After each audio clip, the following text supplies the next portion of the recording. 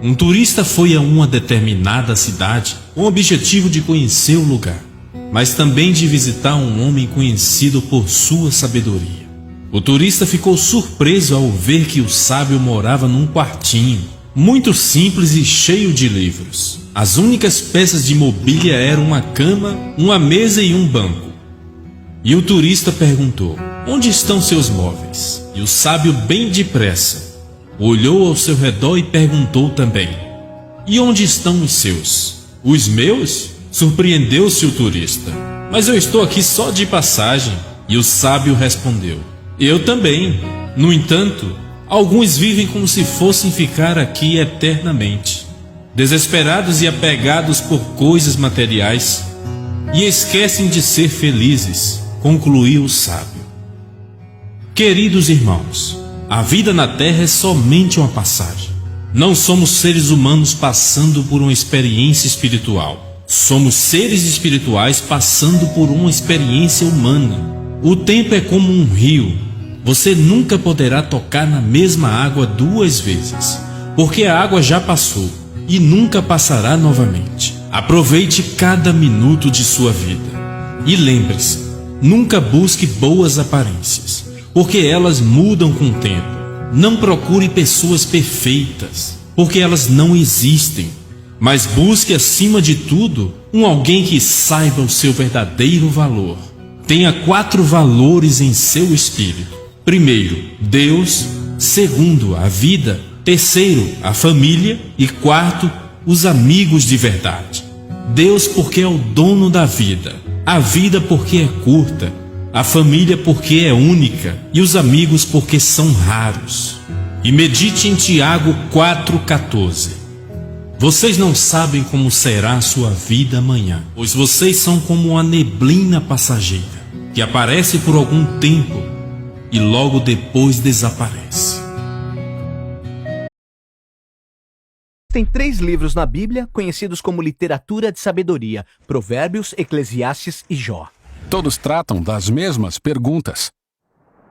Que mundo é esse em que estamos vivendo e como podemos viver bem nesse mundo? Então, como viver uma vida boa? É isso. Cada livro trata essas perguntas sob um ponto de vista único, e é importante entender os 3, para ter uma visão correta e bíblica sobre a boa vida. Imagine cada um desses 3 livros como se fosse uma pessoa. Provérbios seria uma professora jovem e brilhante. Eclesiastes seria um crítico de meia-idade. Jó seria um desses homens mais velhos, que já viram de tudo na vida. Vamos começar conhecendo o livro de Provérbios. A professora jovem e brilhante. Ela é inteligente e sabe tudo sobre trabalho, relacionamentos, sexo e espiritualidade. Ela consegue ver além do aparente e percebe o que poucos percebem. Seria a amiga perfeita para ter por perto quando você precisa de um conselho. Mas por que ela é tão inteligente? Provérbios consegue ver o que a maioria não vê. Ela sabe que existe uma força criativa invisível no universo que pode guiar as pessoas ensinando como devem viver. Ninguém pode ver essa força, assim como não pode ver a gravidade, mas ela afeta tudo e todos. O que é essa força? Em hebraico é chamada de Ormá, e geralmente é traduzida para o português como sabedoria. É um atributo de Deus que ele usou para criar um mundo. E Ormá faz parte da estrutura de tudo e de como tudo funciona. Quando tomamos decisões boas, justas ou sábias, estamos em contato com Ormá. Quando alguém toma uma má decisão, está trabalhando contra Ormá. Certo. Como está em Provérbios capítulo 1. A desobediência dos tolos irá destruí-los. Porém, aquele que escuta a sabedoria viverá em segurança. É como uma lei moral do universo. Sim, é um padrão de causa e efeito e ninguém pode escapar dele. Provérbios personifica tudo isso como uma mulher. Sim, a sabedoria. Certo.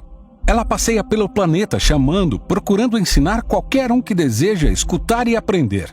O que nos leva à segunda coisa que Provérbios ensina. Qualquer um pode interagir com a sabedoria e aprender como criar uma vida linda para si mesmo e para outros. Você pode criar com ela como um designer. Sim, mas na verdade, Ormá em hebraico não é simplesmente conhecimento intelectual. A palavra também pode descrever um artesão habilidoso que se destaca em seu talento, esculpindo madeira ou pedra, por exemplo. Você mostra que tem Ormá quando põe isso em prática e desenvolve a habilidade de criar uma boa vida. Isso faz sentido. Então tá, vamos achar a sabedoria. Mas antes, Provérbios tem outra coisa muito importante a considerar. Ormá não é uma força impessoal. É um atributo do próprio Deus. No pensamento hebraico, o caminho da sabedoria deve começar com o que Provérbios chama de temor a Deus. É o respeito saudável pela definição de Deus do bem e do mal. A verdadeira sabedoria significa aprender esses limites e não ultrapassá-los. Todas as ideias que você acabou de explicar estão nos capítulos 1 a 9 de Provérbios. Quando penso em Provérbios, lembro da coleção de ditados, os provérbios propriamente ditos. Fala sobre eles. Esses são os que você encontra do capítulo 10 até o fim do livro. É uma coleção de centenas de provérbios sobre todos os aspectos da vida. E Ormá é aplicada a eles, resultando numa orientação sábia para te ajudar a encontrar um caminho para o sucesso, não importa o que você faça. Se eu projetar a minha vida baseada nos provérbios, ela vai ser boa. Sim, ou como diz Provérbios, dará saúde aos seus ossos, prosperidade e vida longa. Afirmação ousada. Você pode ver como isso acontece. Pessoas sábias tendem a se sair melhor. Na vida as coisas para elas costumam dar certo. Então, essa é a promessa e a sabedoria do livro de Provérbios. Provérbios é bonito, mas algumas pessoas podem dizer que é muito simplista, porque às vezes coisas horríveis acontecem com pessoas sábias, e algumas vezes pessoas tolas são recompensadas. Nem sempre funciona como pensamos que deveria ser. Isso mesmo. Por isso, precisamos ouvir outro amigo sábio. Eclesiastes, o crítico, porque ele trata desse problema e vai nos ajudar na jornada para encontrar a boa vida. Mas então chegamos a Eclesiastes, que é mais parecido com um crítico de meia-idade, e ele diz: Você pensa que usando a sabedoria vai ter sucesso. É melhor pensar 2 vezes, porque a vida aqui debaixo do sol não faz sentido. Ele usa muito essa expressão. Para entender melhor, precisamos notar que existem 2 vozes falando. Primeiro, o professor, a quem chamamos de o crítico, é a voz principal. Mas somos apresentados a ele por outra figura, o autor. Ele é quem coletou as palavras do crítico e depois, na conclusão do livro, resume tudo e dá a palavra final. Por que o autor quer que a gente ouça o crítico? Ele quer sacudir sua visão do mundo, colocando tudo de cabeça para baixo, permitindo que o crítico explore 3 coisas muito perturbadoras sobre o mundo. E precisamos avisar que elas são bem intensas. Sim, a primeira é o passar do tempo, ou como o crítico diz: As gerações vêm e vão, mas a Terra já está aqui muito antes de nós. E assim estará muito tempo depois. Ninguém se lembra das pessoas de muito tempo atrás. E todas as pessoas ainda por vir também serão esquecidas por quem vier depois delas. Então, numa escala cósmica, você e eu somos só um pontinho. As estrelas nascem e morrem, formando planetas na órbita de novas estrelas. Esses planetas mudam ao longo do tempo e eventualmente se esgotam. Nesse cenário cósmico, toda a minha existência é como um piscar de olhos no tempo. O que nos leva à segunda observação perturbadora do crítico: todos nós vamos morrer. Os humanos enfrentam o mesmo destino que os animais: a morte. Todas as pessoas, justos e injustos, bons e maus, aqueles que oferecem sacrifícios a Deus e aqueles que não. Todos compartilham do mesmo destino. Toda essa atividade e loucura, e então todos nos unimos aos mortos. Isso é deprimente. E a última coisa perturbadora para o crítico é a natureza aleatória da vida. Ela não é aleatória em Provérbios. Existe relação clara de causa e efeito entre fazer o bem e ser recompensado. Mas a vida nem sempre funciona desse jeito. O crítico observou o erro no sistema. Ele o chama de acaso. E, em suas palavras: Os velozes nem sempre vencem a corrida. Os fortes nem sempre triunfam na guerra. Os sábios nem sempre têm comida. Os inteligentes nem sempre são ricos. Os instruídos nem sempre têm prestígio, pois o tempo e o acaso afetam a todos. O que ele quer dizer é que, na realidade, não se pode controlar nada na vida. Tudo é muito imprevisível. Então, se eu tentar controlar a vida, com certeza vai fracassar. Ao longo do livro, o crítico usa uma metáfora para unir todas essas ideias perturbadoras. Pelo menos umas 40 vezes ele diz que tudo na vida é hevel. Em hebraico significa fumaça ou vapor. Assim como a fumaça, a vida é bela e misteriosa. toma uma forma e antes que você perceba, toma outra forma. A fumaça parece sólida, mas se tentar segurar, ela escapa. E quando você está preso no meio da fumaça, é impossível ver com clareza. Nossas traduções modernas perderam a metáfora e geralmente traduzem Havel como sem sentido. Mas se ler com atenção, o crítico não está dizendo que a vida é sem sentido, mas que o seu significado nunca é claro. Como a fumaça, a vida é confusa, perturbadora e incontrolável. Então, o que a gente deve fazer com tudo isso? Surpreendentemente, em primeiro lugar, o crítico entende o ponto de vista de Provérbios. Ele diz que aprender sabedoria e viver no temor a Deus é uma ótima ideia. Sério? Ele acabou de dizer que isso não garante o sucesso. Mas ele sabe que é a coisa certa a fazer. Em segundo lugar, ele diz que, como você não pode controlar a sua vida, você deve parar de tentar. Aprenda a segurar tudo com as mãos abertas, porque você realmente só tem controle de uma coisa, que é a sua atitude em relação ao momento presente. Pare de se preocupar, ele diz, e escolha desfrutar de uma boa conversa com um amigo, do sol em seu rosto, ou de uma boa refeição com quem você gosta. As coisas simples da vida. Sim, tanto as coisas ruins como as boas, porque ambas são presentes valiosos de Deus. E essa é a sabedoria surpreendente de Eclesiastes. Ouvir o crítico é doloroso e pode levar você a alguns lugares sombrios. É por isso que o autor fala no fim do livro. Ele não quer que você perca a esperança, ele quer te tornar humilde. Alguém que confia no significado da vida mesmo quando você não consegue entender. E que um dia Deus vai limpar a Havel e trazer sua justiça sobre tudo que fizemos. Ele diz que a resposta adequada para tudo isso é temer a Deus e obedecer seus mandamentos. Esse é o livro de Eclesiastes. Existe mais uma voz na literatura de sabedoria da Bíblia, que é o livro de Jó. Que traz a perspectiva final, muito necessária no nosso caminho em busca da sabedoria. Provérbios, aprendemos que Deus é sábio e justo. Aprendemos que Deus ordenou o mundo para que seja justo. Justos são recompensados, ímpios são punidos. Você recebe o que merece. Depois, a gente encontrou Eclesiastes, que observa que as pessoas nem sempre têm o que merecem. Sim, ele diz que o mundo nem sempre é justo, a vida é imprevisível e difícil de compreender, assim como a fumaça. Isso me faz pensar se Deus é mesmo sábio e justo. Exato. Essa pergunta é explorada em Jó, o último livro de sabedoria. Certo. Jó começa com uma história estranha que acontece no céu, que é descrito como uma espécie de centro de comando celestial.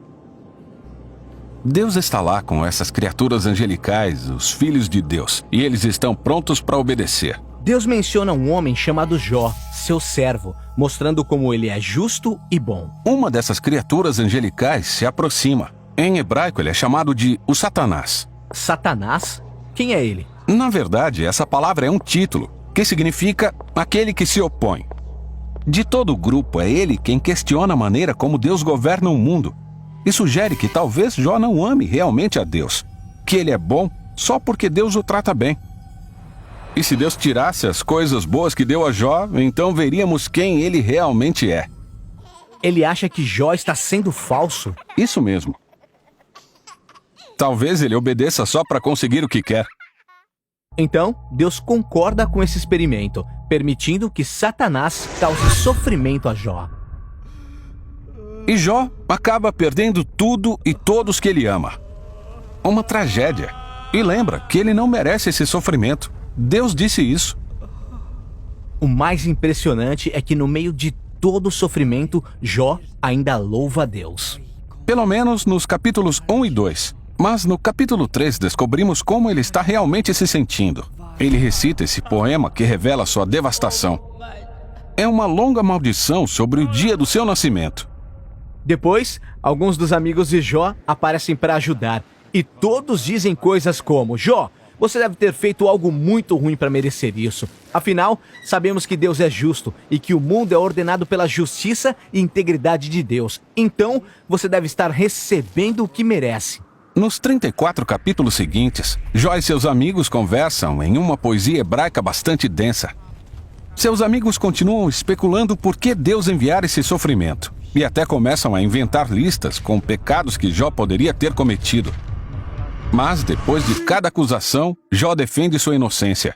E Jó é inocente. Sim, ele é. Ele está numa montanha russa de emoções. Em alguns momentos, ele está confiante de que Deus ainda é sábio e justo.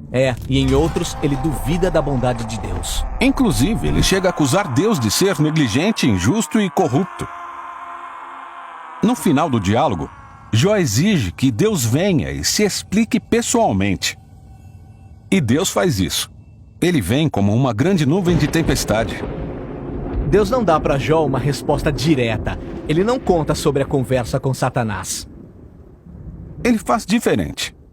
Deus leva Jó em um tour virtual pelo universo. Ele mostra a Jó a grandeza do mundo e pergunta se ele é capaz de governá-lo ou compreendê-lo, apenas por um dia. Ele mostra a Jó quantos detalhes existem no mundo, coisas que podemos ver todos os dias, mas na verdade não entendemos. Mas Deus sim, ele conhece tudo intimamente. Ele presta atenção na beleza e nas operações do universo de maneiras que nem sequer imaginamos, e em lugares que jamais veremos. Para concluir, Deus mostra a Jó duas bestas majestosas e se gaba de como elas são incríveis. Sim, elas são perigosas. Elas poderiam te matar num piscar de olhos. E Deus diz que elas não são más. Na realidade, elas fazem parte do seu mundo bom. Bem, então é isso. Essa é a defesa de Deus. É um pouco estranho. O que ele quis dizer com isso? Parece o seguinte.